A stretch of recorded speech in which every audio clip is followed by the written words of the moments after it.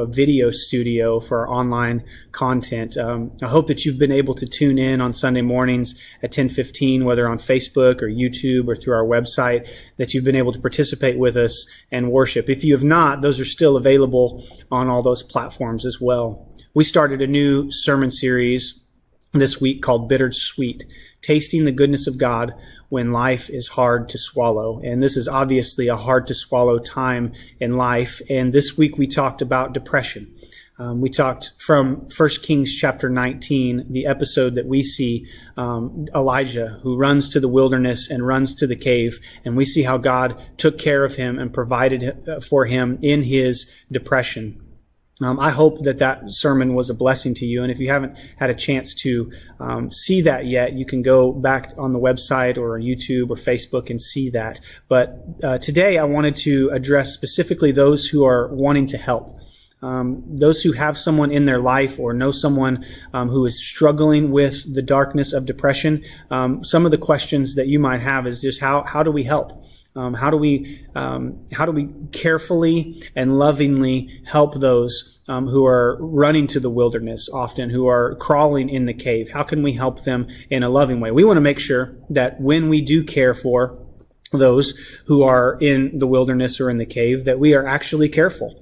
And we want to make sure that when we're helping, that we're actually helpful. There's a lot of really damaging ways that we can come and think that we're helping, like to dismiss behavior or to offer quick fixes. And we don't want to do a disservice to what depression really is in a person and the struggle that our brothers and sisters are having. So I've just boiled down to three kind of blanketing tips of ways that we can really help those who are in a depressive state or who struggle with depression. The first one is just simply this: consistently showing up in the wilderness.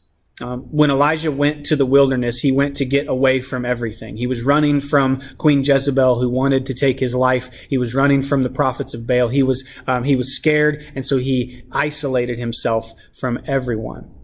Where depression says isolate, the gospel says insulate.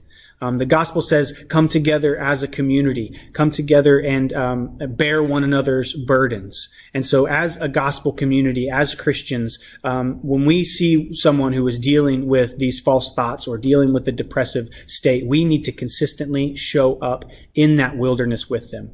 For them to almost be shocked that we would go where they are, to show up and just say, I'm here no matter what. We bear one another's burdens. And then what we really got to remember is the Bible also calls us to be slow to speak, quick to listen, and slow to get angry. We listen much and we speak little once we get there. And that's really number two. So we consistently show up in the wilderness. Number two, we patiently sit in the tension. We don't just come in guns a-blazing with a quick fix and say, well, this is what worked for me, or how could you feel that way, or your feelings aren't facts, just get over it, that sort of a thing. That's not a loving way to approach it. So we patiently sit in the tension. We're not in a rush to fix anything. There's no quick fix, a quick Band-Aid over this. We are patiently, and patient is the key word there. One of the things we want to try to avoid is dealing in extremes. Extremes of just saying that, well, this is all spiritual. This is all, depression is just all spiritual. If you just get right with God, everything will be totally fine. When we look to the story of Elijah, and we know that Elijah had a heart for God, and he was a prophet of God, anointed by God, and he was even talking to God in his depressive state. Depression is not all spiritual. Another extreme we could take is to say that depression is just all physical. And if you eat right and you exercise and all of that, you won't be a depressed person. And that's, studies have shown that that's far from the truth as well. The other thought is that another extreme would be that depression is all mental, that it's all in your head. If you just get your head right, if you just stop thinking such negative thoughts, you'll be totally fine. See, these are all extremes that we want to avoid. Because there is no quick fix. There is no quick fix to depression, and we want to understand that. John Locke, in his book, A Practical Workbook for the Depressed Christian, writes this. He says, patience is essential for those who are wanting to help. Patience is essential because by the nature of illness, the depressed person is likely to go over the same ground time and time again, needing the same reassurance that was given a day, a week, or a month ago. We're going to patiently sit in the tension. There's no quick fixes. Remember Job's friends when they showed up to help him after he had lost everything and he was sitting, in his depressive state, just like kind of just throwing his complaints out to God. They showed up and they started, when they showed up, that's good. Showing up in the wilderness, they were there for their friend, but then they started talking.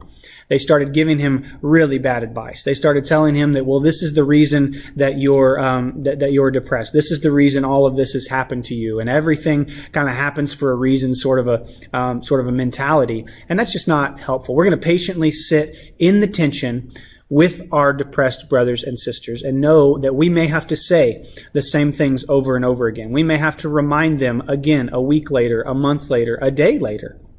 And so we don't want to come in and say, why isn't this over with? I can't believe this is taking so long, but patiently sitting in that tension. I remember the story of Rick Warren, the pastor at Saddleback Church out in California, when his son a few years back committed suicide.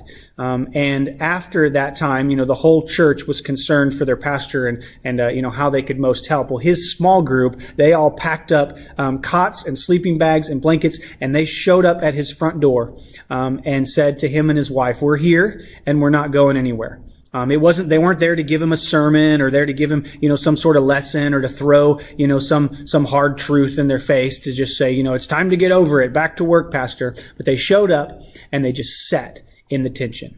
They sat in the tension. They sat in the awkward. They walked through with this family through one of the hardest times of their life. We've got to be willing to do that, church. We've got to love one another so much that we would give up our comfort. We would give up our schedule, and we would say, I'm going to help. Now, obviously, in a time of social distancing and that, you probably don't want to show up on somebody's front porch with your blanket and sleeping bag type of a thing. But a quick call, a daily consistent call to just say, I'm here for you and I'm here for the long haul, in that. So we consistently show up in the wilderness. We're patiently sitting in the tension with those who are depressed. And lastly, and maybe most importantly, we are lovingly sowing seeds of truth.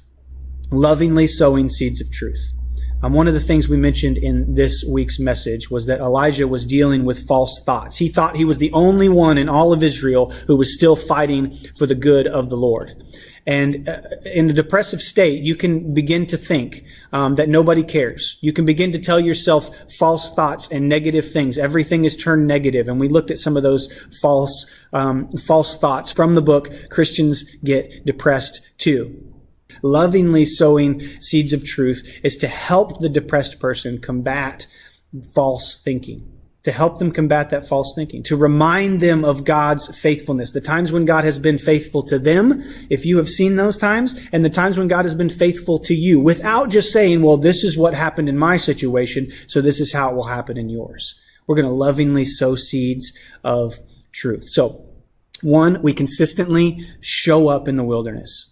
2, we patiently sit in the tension. We're willing to be there with them. No quick fixes. And then 3rd, we're going to lovingly sow seeds of truth, helping our brothers and sisters combat the false thinking, helping them see the truth of God in the most loving way possible, that He is there for them and that He provides for them. So where depression says isolate, the church says insulate. Let's come together and help those who are feeling lonely and depressed in this time and in the time to come. Now, there's quite a few really great resources. I mentioned the practical workbook for the depressed Christian. Also, the book I mentioned on Sunday morning, Christians Get Depressed Too by David Murray. A lot of really great stuff out there on how to help and how to deal with these times, the darkness of depression. Also, the NCC staff would be more than happy to refer or recommend trusted counselors. If that's a step that you would like to take, we would highly recommend that, to have someone help you process your emotions and help you process the season that you're in, or maybe family counseling would be in order as well. We hope that you are able to tune in on Sunday mornings and that you have seen the sermon. Go back and watch again. Just a great reminder from the story of Elijah, of how God comes to us in our darkest times and how God provides to us in our darkest times. And of course, we want to see you this Sunday morning at 10:15 on Facebook, on YouTube, and on our website, streaming live our service as Wayne continues our series, Bittersweet, as we talk this week about tasting the goodness of God in the age of anxiety. And if that doesn't already just kind of, make you go, okay, that's pretty relevant. I don't know what will. So we hope to see you on Sunday morning as we worship together, as we take communion together, as we learn from God's word, in this really unique time as the